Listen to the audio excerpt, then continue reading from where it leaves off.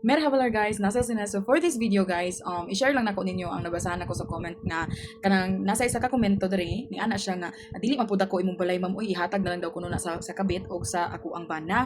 So first and kanang ako ang ikastorya lang yun nimo no kanang wala man siya sa gidak-on sa balay no. Ang issue diha is that house na ako ipakita ninyo nga video. So ani nga video guys, as you can see I'm just really grateful that during those times na kay video na jud ko no.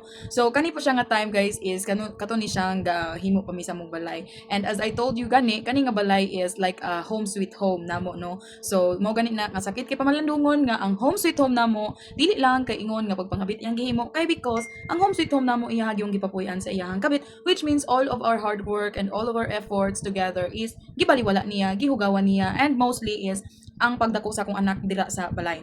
Okay, so ani nga video guys, nakita ninyo kung unsa ko ka hands-on sa panimuyo nga ako ang gi-build up, di ba? So kani nga kuan is grabe, I don't know anything about welding pero kana akong bana guys no kay mang welding gyud na siya kay sa una pa kay kana yang ate lagi is ang business anak nila is pang roofing and pang kana ang welding o mo nang na skillful na siya about sa welding no. So kana sa mong balay mostly samot na ang bed nga gitulugan nila sa iyang kabit guys says, I work with for that as well. So ako ang nagcut, akong bana ang ga-welding. So nakita ninyo na nga video, di ba? So dali ra kay para ingnon ninyo nga gamay ra man imong balay oy hatag na lang na sa kaan, ihatag na lang daw sa kabit no. Maski kana lang nga term guys, digid ko makahimo anas mas maayo pang bungkagon, mas maayo pang gubon kaysa ang laing babae ang mahipolo sa ako ang pagtrabaho kay kana dili lang na kwarta ang akong gi-provide ana nga panimalay guys. Kung dili nagtabang pug kog trabaho guys, nagtabang pug kog himo ana guys. So hands-on gani no, magtabang migpintal, tabang sa pagkating-kating sa mga materyales, tabang jud ko na guys hands-on, home sweet home gani. Unya ang home sweet home gibungkag naman day sa tipa kaawa na siya no. But anyway, so makita ninyo ani nga video no nga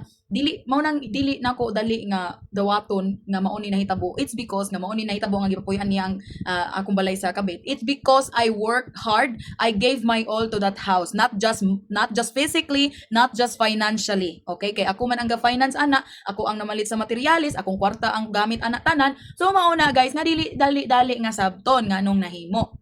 Okay? So para nimo nga nag-comment ka, mari murag payag lang siguro na pero akong balay guys gamay na siya guys, but all trusses. So meaning wala nay kahoy gamit anang balaya guys, dili kahoy kung dili puros na mga materials nga metal. Okay? So mao nang mahal gyapon ang gasto na ko ng balaya guys, more or less 100,000 plus. Okay? So kana siya no, nya ingon man kay gipapuy-an naman, gibaboy naman. So akong hard work, akong mga effort nawala na. So mo nasakit kay pamalandungon. Dili issue di ang kagamyon sa balay, kung dili ang paghugaw. Okay? So I hope nasabtan nimo ang atong gibati maring no, kay dili gyud nga nakadali nga yatag lang no. Kay first of all, gabilar-bilar jud ko klase sa akong mga estudyante nya gipanabi ra ba nila no nga na ako sugar daddy daw ko no. Mao na nga nakapabalay mo na nakapalit og motor, pero dili gyud dai no. Nagklase ko na tama na las 12 da sa Pilipinas usahay launa pa gyud. Okay? So mao na siya nga dili dali ingnon ninyo nga ihatag na lang na oy mas maayo pang gubon ako na kaysa sa ihatag. Okay?